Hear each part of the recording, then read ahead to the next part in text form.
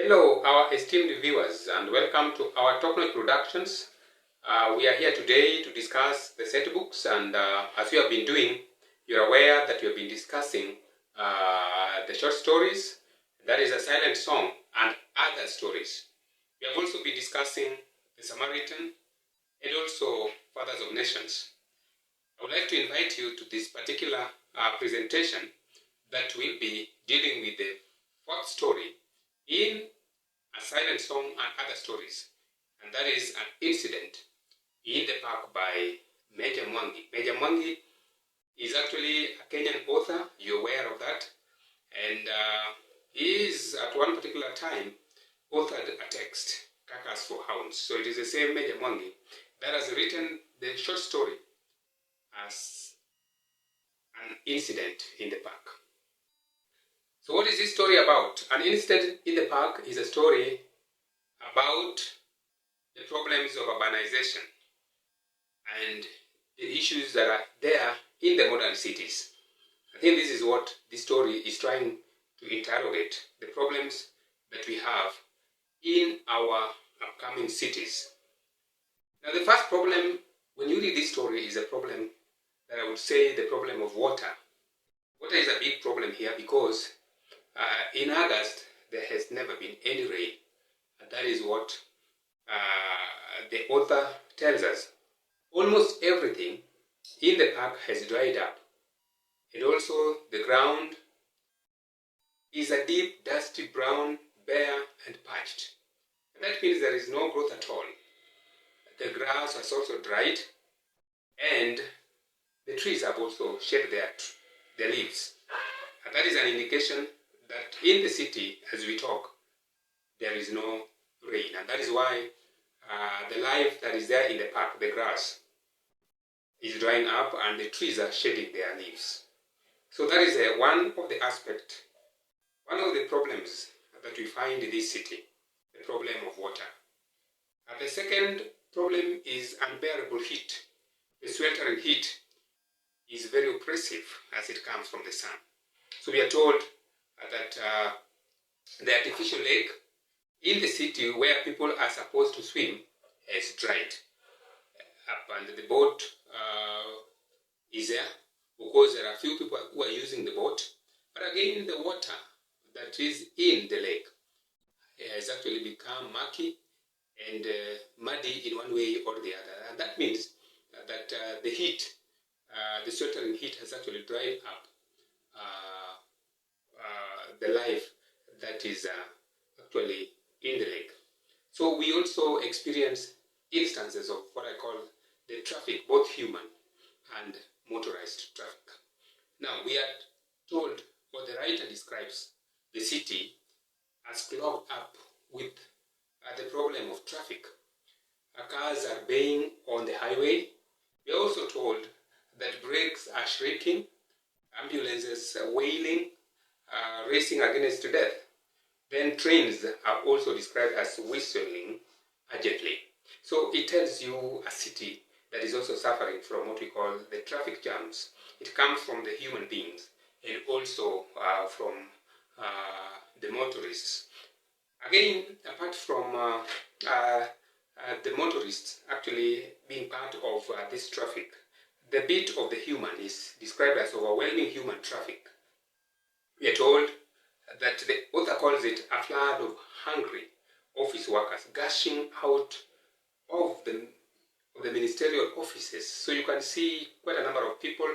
The overpopulation is very unbearable. There's so many people in the city, and that this also causes what we call the human traffic, even as we talk about the motorized traffic. So they come out of offices in armies. So even that use of the symbol army or the metaphor army tells you how many people or the overpopulation that is there in the city. So they swarmed down the hill into the park. So all these instances are an indication of actually the traffic that we are talking about, the motorized traffic and also the human traffic. There is also cases of unemployment, and we are told that in the city there are so many people that are idling at the park. They have nothing to do, Of course, there is the clock, the city clock, that reminds them that they need to be useful with themselves. Even as the city clock tick-tocks, should be a reminder to them that they need to be doing something. But you realize that they continue to idle. And that means there is lack of employment, because if they could have been usefully engaged, then this idling or lying down on the park at some times wouldn't have been there. So the fact that they are idling around the park most of the time tells you that these guys or these people, they don't have anything to do. They cannot make themselves useful, even as the city clock reminds them to make themselves useful. There is also the problem of hawking because of unemployment. We are given to two people here who have been hawking. Number one of them has been selling the fruits, and another one is actually selling the ice cream. So you realize that the problem, one of the problems, that is the problem of unemployment, has also given to another problem, and that is the problem of hawking. So one is hawking the ice cream, and another one is hawking the fruits. The person who is hawking the ice creams has not been making sales of late, because you're told for the last 2 days he's never sold any bar of the ice cream. And that tells you that there is no money in their pockets. So even as they hawk, they don't get as much. So when we talk about even the person here, the hawker here, who is selling the fruits, they're not making as much, and that is why he keeps on making some calculations using a matchstick on his thighs, trying to do the calculations. Maybe the sums are not adding up. The sales, probably with the amount of money that he's got, are not adding up, and that is why he keeps on scratching his head, because he's not making as much money as you would have expected. So those are some of the problems that we get. So there is no money in their pockets. These traders are actually trying to eke alive, but life is becoming a little unbearable for them in the city. So there is also poor maintenance of city facilities. We are told that the facilities like the lake, it is like this lake is drying up. Maybe it is an artificial lake that is made for recreation, but we are told that it is drying up. The fish pond is now overgrown with weeds, and that is what the author tells us. The park soil of the northern bank of the fish pond had collapsed and reclaimed it, thereby forcing the murky brown water and the bewildered fish the deeper further end. So you can see the description that the lake has actually receded. There is very little water, and even now the fish has receded to the farthest end of the lake. That means actually this lake is drying up. The pond is also kind of drying up, and has actually been infected now by what we call the weeds. So in one way or the other, it tells you a story of a city that is not well maintained. Even the recreational facilities actually suffer what we would call in this case running down. They are being run down by the systems that be. So we also can get a case here of a drug abuse, because there are two gentlemen that are at the fish pond and they are sharing a cigarette. And that means probably that is one of the ways now they use now to pass time. Smoking the cigarette, as we are told here, and that could be a case that this city as well is suffering cases of drug abuse. So there is also the problem of police brutality that is being brought out very well in this story. How do we know that there is police brutality? We are exposed to a situation where one of the hawkers here, the one that is selling the ice cream, is confronted with the police officers. And the police officers actually are looking for excuses, maybe to punish him or maybe to get some bribe from him. So they have asked him to produce his business license. Now, which business license would you get from someone who is just selling the ice cream? This is one of the questions that we are asking.